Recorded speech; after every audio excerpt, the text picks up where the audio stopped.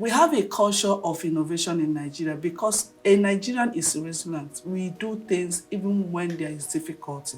When I think about the social and economic challenges before us, and I think about the potential paths to a brighter future, a more prosperous future, and a way out, I keep coming back to the impetus that we drive a much more innovation-driven, innovation-led economy and social systems that are underpinned by a culture of innovation.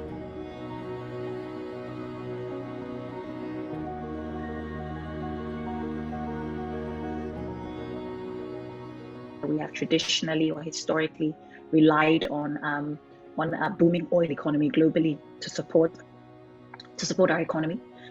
That's going away. We're now a population of 200 million people, 100 of those being people who are quite young, 60% or so being people who are under the age of 35. And that's quite looming. If you also think about the fact that we're projected to become, I think, a top 5 economy in the world by population by 2040, I think that's potentially quite scary. At the same time, I think about technology, its advantages, and I think about the people that we have. And that's one of the reasons that I am looking forward to a brighter future driven by innovation.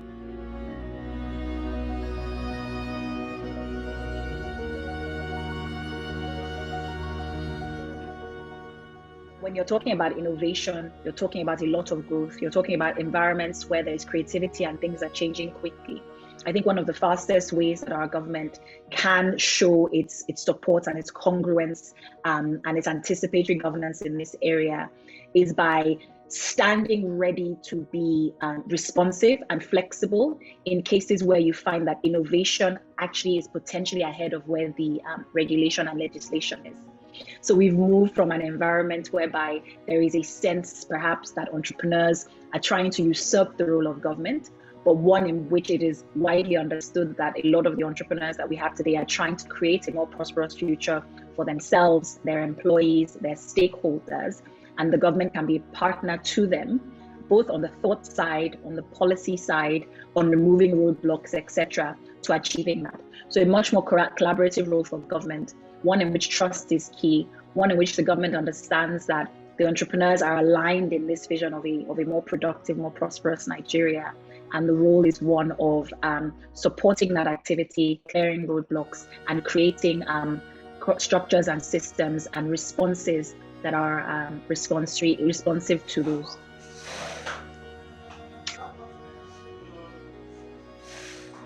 The global shifts that we're experiencing now require that we pay more attention in our youthful population. We can only be competitive in the global space if we have or introduce innovation-driven productivity and digitalization of solutions.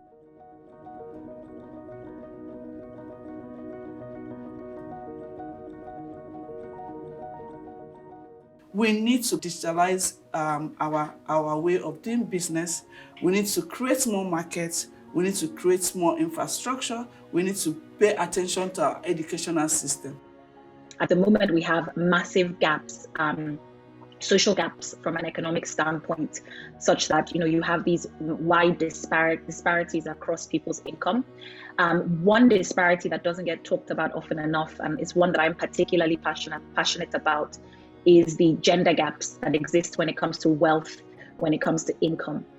Those gaps mean that we end up looking at an innovation economy, and we are creating these economies and putting these policies in place for what seems like a broad economy, but in practice ends up being much more directed towards one gender than the other.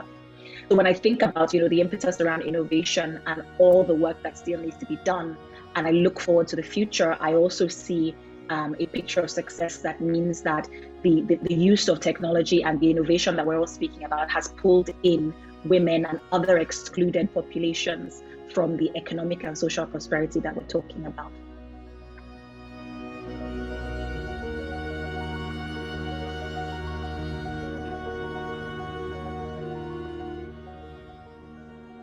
Africans are looking up to us. We are setting the pace in so many things, but we need to do better.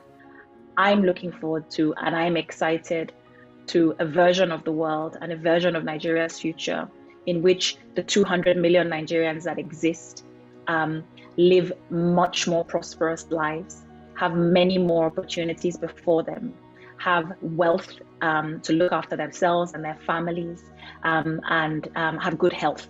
So all of those things I'm excited about, and I do believe that with good governance, with a relationship of trust between the public and the private sector, and indeed with innovation and technology and that culture of innovation, embracing everything that we do as a country, that future is achievable.